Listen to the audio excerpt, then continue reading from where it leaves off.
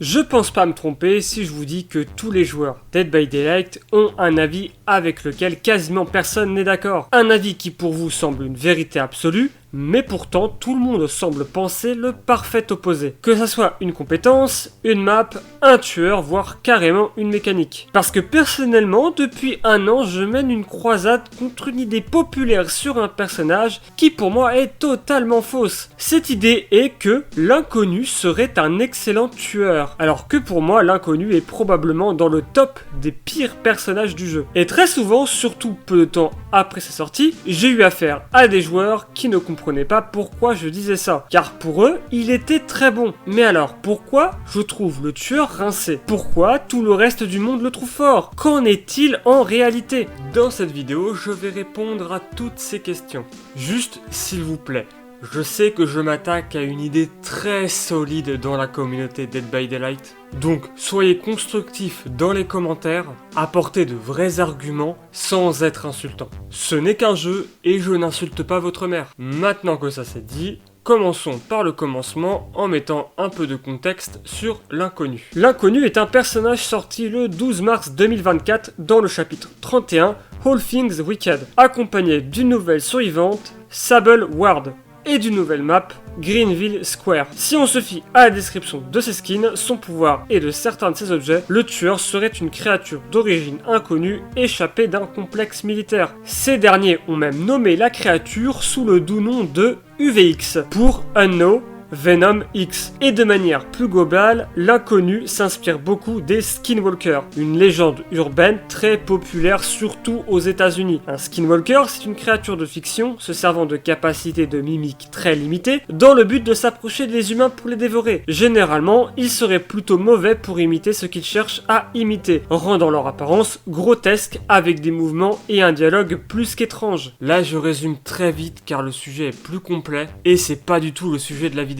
Mais pour les intéressés, sachez qu'il existe plein de vidéos sur le sujet, que ce soit sur TikTok, YouTube, voire même Twitter, où des gens mettent en scène ces créatures. Par contre, attention, certaines sont très graphiques pour pas dire dégueulasses. Donc si vous avez du mal avec les choses dérangeantes un peu uncanny, je vous recommanderais d'éviter d'aller chercher ça sur internet. Mais juste, pourquoi je fais cette parenthèse? Parce que j'ai vu plein de personnes dire que le tueur avait un concept superbement original, que c'était du jamais vu. Calmez-vous, UVX est loin d'être original. Comme vu juste avant, c'est littéralement inspiré d'une idée surexploitée pendant 2023 sur des plateformes comme TikTok. Et d'ailleurs, si on se fie aux autres designs de Skinwalker existants, je trouve le design de l'inconnu plutôt fainéant. Bref, maintenant que vous savez toutes et tous ce qu'est l'inconnu, je vous propose d'aller directement vous expliquer pourquoi je trouve ce personnage frauduleux. Et pour ça, j'ai besoin de vous parler de son pouvoir en vous donnant des stats concrètes. Statistiques qui viennent tous de DBD Wiki. Sûrement la source la plus sûre qui existe quand on recherche des infos précises. Et je vais aussi en profiter pour aborder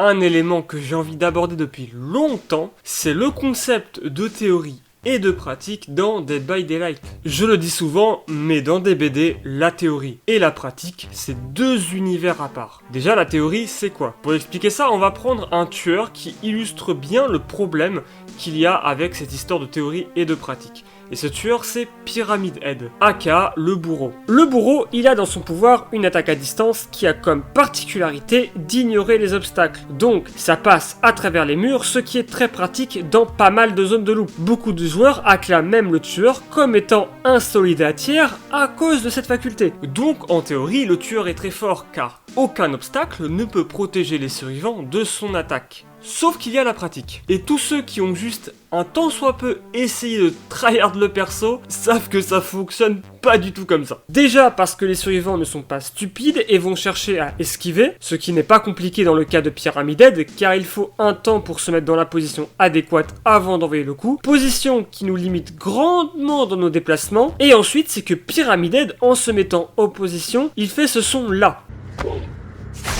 Et ce son, les survivants le connaissent très bien, et en l'entendant, ils vont se préparer psychologiquement à l'esquiver. Et encore, ça c'est dans le cas où ils ne vous verraient pas, car 90% du temps, dans les loops, les survivants vous ont à l'œil. Et là, c'est encore plus simple pour eux d'esquiver. Ah oui, accessoirement, le tueur ne voit pas à travers les murs, ce qui n'aide pas. Après, c'est pas fini, car in-game, lorsque vous lancez votre attaque, vous allez refaire un son particulier. En plus de ça, au sol va apparaître une piste lumineuse qui indique où est la zone de dégâts. Et cette zone de dégâts, à moins d'être complètement au milieu, c'est esquivable pour le peu que vous soyez concentré. D'expérience d'anciens gros joueurs Pyramid Head, mais aussi de survivants qu'il a beaucoup affronté, je peux vous dire que c'est une des attaques les plus facilement esquivables du jeu. C'est pour ça que les meilleurs Pyramid Head vont souvent jouer avec des perks de lecture d'aura, et en anticipant les survivants. Mais surtout, ne pas tout miser sur cette attaque. J'aurais pu aussi vous parler de Wesker, qui dans la théorie pour attraper un survivant doit rentrer en collision avec lui, mais qui dans la pratique en a un peu rien à foutre. Mais qu'en est-il de l'inconnu? UVX a deux capacités. L'une consiste à placer des doubles de lui-même qui lui servent de relais pour s'y téléporter, et l'autre est un genre de lance-grenade qui lors du tir crée une onde. Si un survivant se fait toucher par cette onde, il sera mis dans un statut affaibli, et s'il se fait retoucher dans l'état affaibli, alors le survivant sera blessé ou mis à terre. Petit truc à savoir, c'est que si un survivant se prend le tir en plein vol, il souffrira d'un court ralentissement. Mais ça, on en reparlera plus tard. D'abord, j'aimerais m'attarder sur sa deuxième capacité, le lance-grenade, et plus principalement l'effet de statut affaibli. Car pour moi, tout le problème est là. Parce que sans débat, même si l'inconnu c'est pas le pire tueur du jeu, c'est le tueur le plus mal pensé qui existe actuellement dans ce jeu. Donc, pour rappel, il faut toucher avec l'onde, et j'insiste sur l'onde, pour affaiblir les survivants. Et c'est qu'une fois affaiblis que les survivants peuvent être blessés. Sauf qu'il y a un élément dont je n'ai volontairement pas expliqué, et cet élément c'est comment fonctionne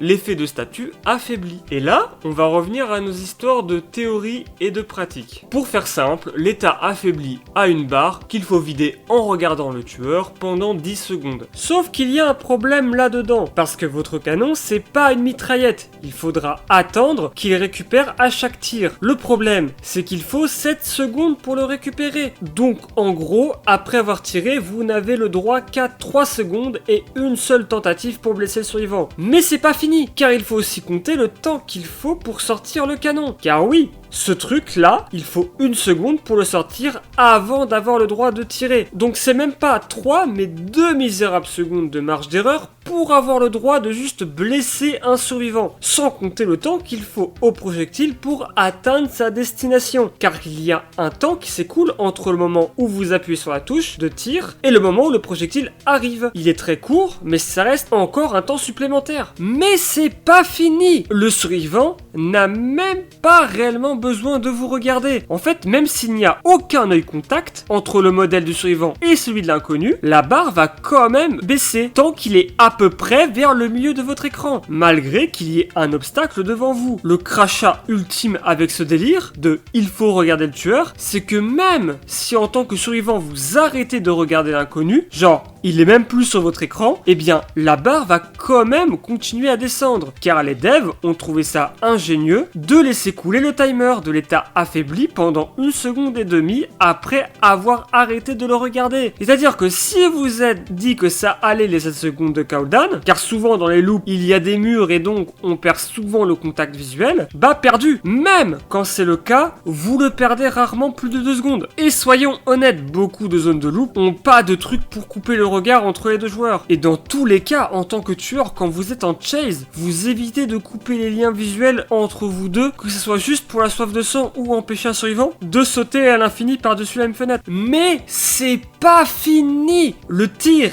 réagit jamais, mais au grand jamais comme vous aurez envie. Déjà, il y a des fois où il ricoche et des fois non. En touchant un obstacle, le projectile explose directement. Alors, pourquoi? Je ne sais pas. Sûrement une histoire de distance, mais bon, si en plus il faut faire ce genre de calcul pendant les chases, pour savoir à quelle distance exacte mon projectile va rebondir ou non, je préfère juste drop cette histoire en fait. Surtout que trop souvent, ce rebond a l'air de vivre sa propre vie. Je vous jure que vous n'imaginez pas le nombre de fois où j'ai tiré à travers une porte ou une fenêtre et que le tir a ricoché sans jamais passer à travers cette ouverture. Parce que oui, les murs invisibles invisible, c'est un problème dans des BD, que d'autres tueurs connaissent bien. Mais pas que ça, le fait qu'un survivant a juste à te coller pour esquiver un tir proche, c'est très pénalisant. Car oui, UVX ne peut pas tirer à ses propres pieds. J'ai essayé et ce n'est pas possible. Pourtant, il y a plein de fois où ça m'aurait bien arrangé. De toute façon, de manière générale, le tir n'est même pas compliqué à esquiver. À moins d'être dans un couloir, vous avez juste à vous décaler pour esquiver le tir. J'hésite même à dire que c'est plus simple à dodge que l'attaque de Pyramid Head. Genre, dans une dead zone, à moins de vous faire prendre par surprise par un rebond, y a rien de technique à faire pour éviter l'onde. Et encore, je vous raconte pas tout, parce que c'est limite à chaque tir, tu découvres une nouvelle contrainte. Là, je peux pas tirer parce que le projectile rebondit sur la palette et revient vers moi. Là, je peux pas car le temps que je sorte mon canon, le survivant n'est plus en ligne de mire. Et là, même si les obstacles ne sont pas hauts, je peux pas tirer parce qu'en fait,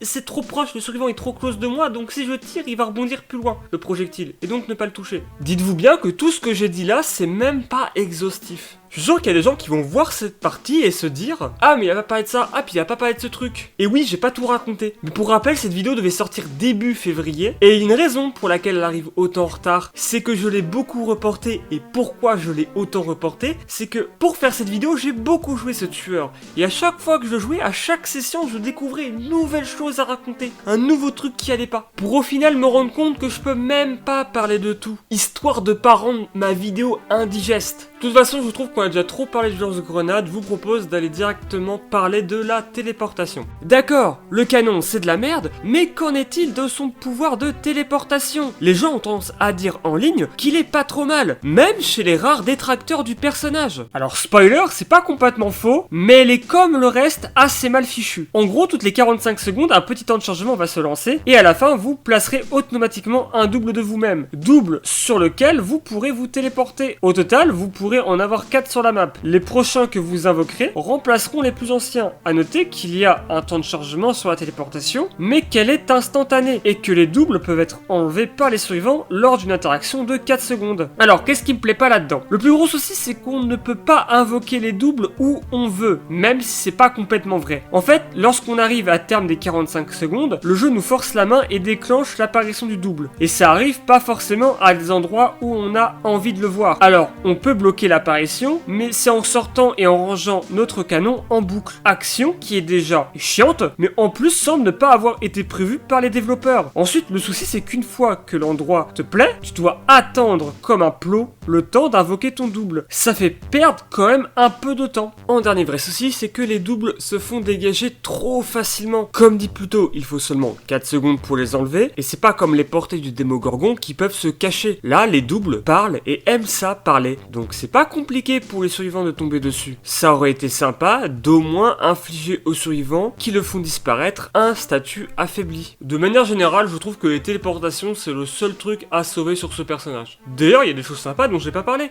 comme le fait de toucher un survivant avec son blast, qui réduit de 10 secondes l'arrivée du prochain double. Et bon, je critique depuis tout à l'heure, mais je propose pas beaucoup d'idées. Selon moi, ce serait quoi les changements à apporter pour le rendre viable? Pour le canon, sans parler des problèmes de hitbox, je dirais déjà de corriger cette mécanique de rebond, car désolé à ceux qui me soutiennent le contraire, mais non, elle ne fonctionne pas correctement. D'ailleurs, je me demande s'il ne faudrait pas complètement la faire disparaître. Alors pour beaucoup, ça serait un nerf, mais je trouverais ça bien plus viable de pouvoir faire directement exploser les projectiles sur les surfaces touchées. Ensuite, le fait de pouvoir faire exploser les projectiles sur les survivants, ça nous donnerait un outil pour les contrer dans certaines zones de loop, où notre pouvoir est inutile, et nous donner la possibilité de les toucher avec quand ils viennent nous faire un câlin. En plus, ça serait pas trop fort, le projectile, faut réussir à le placer, à la base. Et garder cette idée de survivant ralenti par le contact direct du projectile, mais l'étendre à 10 secondes. 3 secondes pour 6%, c'est trop court. Là où les 10 secondes me semblent déjà plus fair play. Après tout, Rapid Brutality nous donne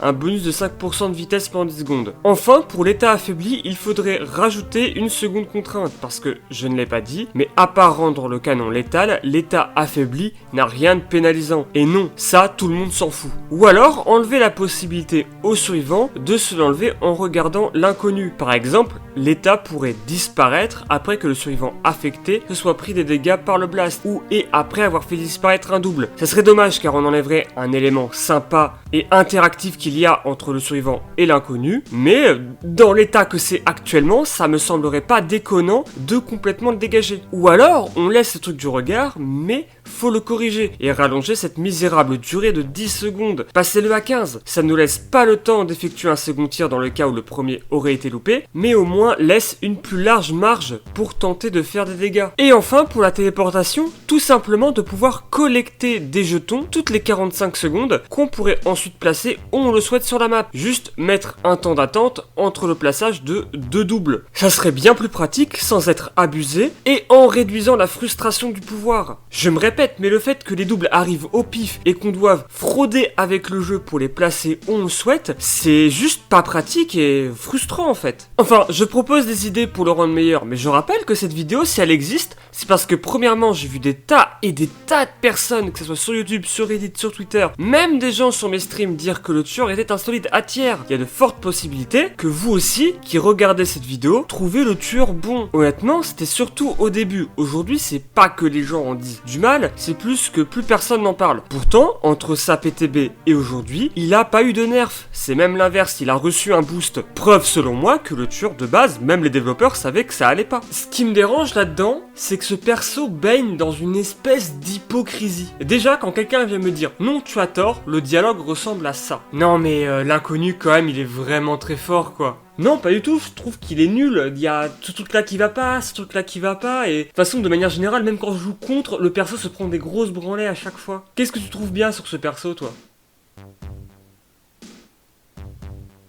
Sans exagérer, hein, j'ai eu le droit à ce dialogue 3 fois, en vous citant tout ce que j'ai dit plus tôt là sur le lance-grenade, sur la téléportation, et je n'ai jamais eu de réponse derrière. Je ne sais pas ce que je dois dire pour débloquer la suite de cette cinématique. En plus, je suis ouvert au débat, c'est pas comme si je les insultais. Je veux juste savoir pourquoi le tueur, les gens le trouvent bien. Même sur internet, les arguments donnés en sa faveur sont soit des big mensonges, soit des choses qui marchent pas contre des gens qui ont 2 neurones qui fonctionnent. Un exemple, j'ai déjà vu des gens dire qu'il était bien dans les Killer Shack, car il pouvait tirer contre le mur pour toucher les survivants derrière. Bon, déjà, une fois sur 2, le projectile ricoche vers moi, et ensuite, les gens, comme pour Pyramid Head, t'entendent sortir ton canon. Parce que oui, dans les 14 000 défauts que j'ai pas cités, il y a le fait que tu l'entendes préparer son tir. Mais bref, quand ils l'entendent, ils se décalent du mur et donc sont pas touchés. Et d'ailleurs là, dans les gens qui gueulent, j'espère que vous êtes pas les mêmes qui avaient gueulé contre le Nemesis parce qu'il fallait qu'ils mettent 3 coups de tentacule pour mettre un survivant à terre, hein. Les mêmes qui disaient, non mais à quoi ça sert de mettre 3 coups de tentacule quand tu peux juste mettre 2 coups de poing pour mettre un survivant à terre. Non, parce que Ziano, c'est pareil, hein. Ziano, il doit mettre 3 coups de canon pour blesser un survivant. Et en plus de ça, si on veut pas de Nemesis,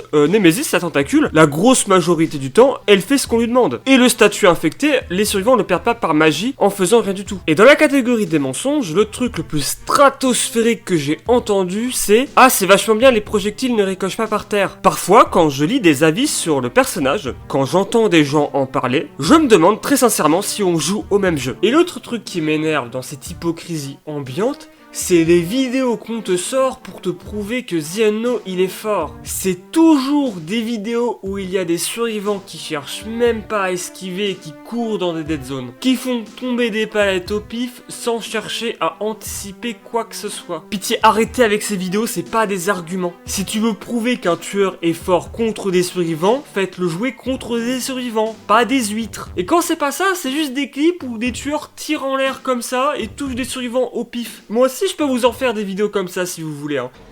Un peu de chance, là. Jamais je la touche. Hey. Franchement, je suis moi-même étonné.